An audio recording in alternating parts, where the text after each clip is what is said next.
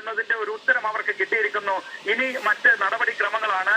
ഇപ്പോൾ മൃതദേഹം ഡ്രഡ്ജറിലേക്ക് മാറ്റിയിട്ടുണ്ട്. മൃതദേഹ ഭാഗങ്ങളാണ് കിട്ടിയിട്ടുള്ളതെന്നാണ് നമുക്ക് മനസ്സിലാക്കാൻ കഴിയുന്നത്.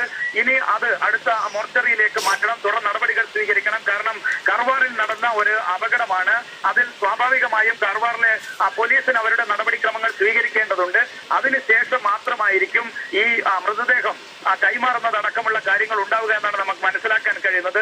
ക്യാബിന്റെ ഭാഗം കണ്ടെത്തിയതോടുകൂടി തെരച്ചിൽ അവസാനിപ്പിക്കാനും, ഏതായാലും ആ ഭാഗത്ത് ക്യാബിൻ കിട്ടി എന്നുള്ളത് കൊണ്ട് ആ തെരച്ചിൽ പൂർണ്ണമായും അവസാനിപ്പിക്കാനും ജില്ലാ ഭരണകൂടം ആലോചിക്കുന്നില്ല എന്നാണ് പറയുന്നത്. അതായത് ലോറിയുടെ മറ്റ് ഭാഗം കൂടി കിട്ടുമെന്ന ഒരു പ്രതീക്ഷ അവരിലും ഉണ്ടായിട്ടുണ്ട്. ആ സ്ഥലത്ത് തന്നെ കേന്ദ്രീകരിച്ച്, അതായത് CP4 കഴിഞ്ഞ ദിവസം പൂർണ്ണമായി മരിച്ചു പെറുക്കിയിട്ടും ഒരു ലോഹഭാഗം പോലും കണ്ടെത്താൻ കഴിഞ്ഞിട്ടില്ല. അതിനുശേഷമാണ് CP1ലും 2ലും കവർ ചെയ്യുമെന്ന് ഇന്നലെ വൈകുന്നേരം സ്ഥലത്തെത്തിയ സ്ഥലം MLA സതീഷ് സൈൽ പറയുന്നത്. അതിനുശേഷം ഇന്ന് രാവിലെ മുതൽ തുടങ്ങിയിട്ടുള്ളത്, അതായത് ഓറഞ്ച്